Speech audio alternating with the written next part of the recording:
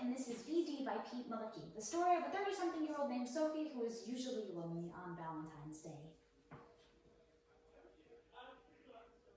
Well, today is the 13th of February, and it looks like I'll be getting flowers from no one but my mother for the 16th consecutive Valentine's Day. Not that I care. The day is nothing but pure commercialism. All the taken men out there are guilt-tripped into buying long-stemmed bloody roses and taking their ladies out to expensive restaurants. The kind of restaurants where you don't get bookings, you make reservations. Hang on, does this sound bitter? I don't want to sound bitter. I'll be the first to admit I want a special day tomorrow. My girlfriends are always getting diamond-studded watches and white gold necklaces while I sit at home alone, eating 3 bowls of ice cream and watching Sex in the City. Did you ever notice that Valentine's Day shares the same initials as venereal disease, VD? I feel like that's not a coincidence, like there's a close relationship between letting someone near your vagina without medical consent and having to put out to thank him for the diamonds. A voice distracts me from my 14th game of Spider Solitaire. Sophie, these are for you. The these this person is referring to is the most exquisite bouquet of flowers I've ever seen, wrapped in pink and green cellophane and hand-delivered to an executive assistant in her office. I thank her, then shake her hand, then decide to up the ante and give her a hug. She backs carefully into the elevator. My boss gives me an approving nod as he walks into his office, and for a sinking second I realize they're from him. But no, he's married and gay, and this isn't his handwriting, so who sent them? I look closer at the card, and there's a message. Pick you up your place 6 p.m. tomorrow. Okay, that's a little creepy. Who sent me these flowers? Oh, maybe it's a coworker. One of these bastards is trying to play with my feelings. Or, well, maybe they genuinely like me. I get up and go to Rod's desk. I look him in the eye. It's not him. I watch Lie to Me. I can read any face. I go to every male coworker's desk in the office one by one. Damn it! None of these nerds are responsible. Who sent me these goddamn flowers? When I get home, I feel a greatish ambivalence. I'm hopeful and excited about my date, but the whole thing is just so suspicious. Is it some ex-boyfriend playing a cruel prank? Will anyone even show up? I pour myself a half dozen gins and sort out a microwave dinner. Beep, beep, beep, beep.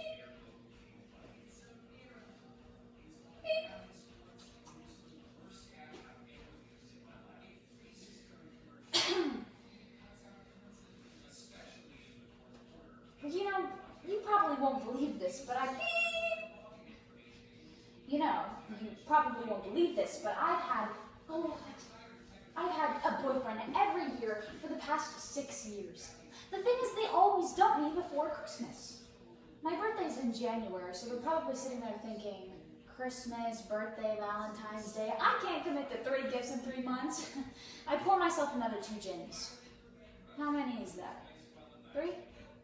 I get up to go pee and pass out in the bathroom. For the 16th Valentine's Day in a row, I wake up with a monumental hangover. The phone starts ringing. This'll be my mother. Hi, Mom. Guess what? I have a dinner date. I met a guy at... Well, I won't confuse you with the details. It's Michael Lee, says my boss. You planning on coming into work today, or are you getting those Botox injections you've been Googling all year? I'm embarrassed for so many reasons. He laughs and tells me to take the rest of the day off to get ready. What a bastard! Am I so pathetic I need a whole day to make myself presentable? I resist the urge to have a gym breakfast and stagger into my room to get dressed. 2 hours later, I wake up feeling human. I shower, get dressed, check my Insta and my tweets and 5 different email accounts and the comments on the YouTube channel. There's nothing of interest, so I check everything another 18 times, then switch off my Mac. I check my watch, 1:30 midday. The doorbell rings. Oh, they're flowers from my mother. I actually call her and thank her and tell her I have a date. She doesn't believe me, but I don't care. I do have a date. A date who knows where I work and live, but wants to remain anonymous. I suddenly realized how bad this looks. Who the hell is this guy? He could be some psycho who wants to kill me. This is the stupidest thing I've ever done in my life. I'm about to have dinner with a stalker. 6 p.m. comes around and the doorbell rings. My heart is racing and I'm hyperventilating and it's a struggle to even make it to the front door. I open it feeling blindingly dizzy. A man I've never seen before is standing there. He's clean-shaven, cute, slim, about my height, and radiating quiet pleasantness. His eyes are bright and blue. Hi, Sophie.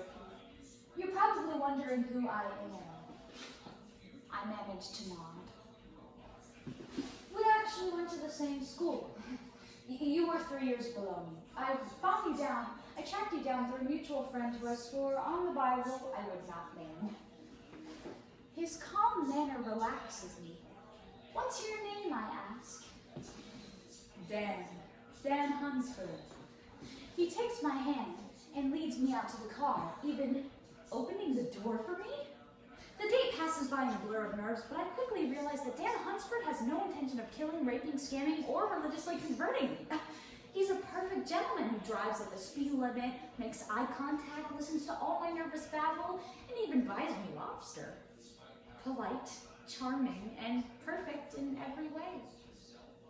Naturally, this makes me suspicious. Suspicious of what Dan's real motive is, and suspicious of Murphy's Law, which dictates I will go to his house, see a picture of my grandma on the bedside table, and realize we are cousins. After the date, Dan drives me home, and I badly want to take him inside and kiss him. The angel on my shoulder screams, "Do it!" We stop on the threshold. Thank you for an amazing evening.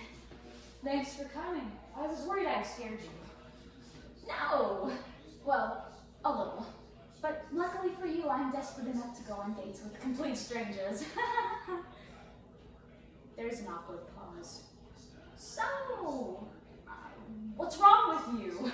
Instantly regretting my word choice. I mean, you're just so funny and charming and handsome. You should be married to a supermodel.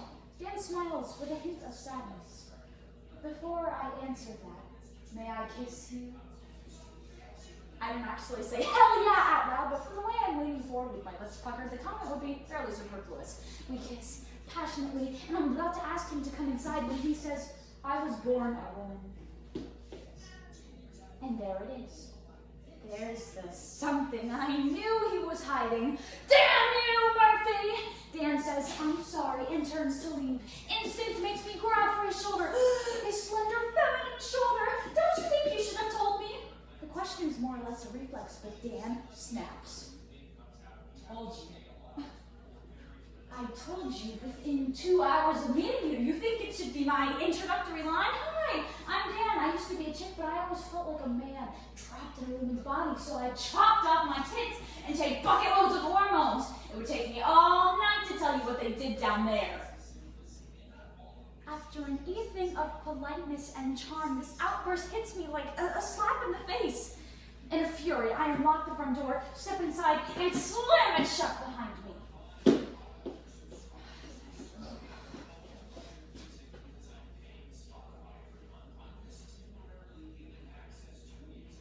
3 seconds later, I open the door and say, do you drink gin? Thank you.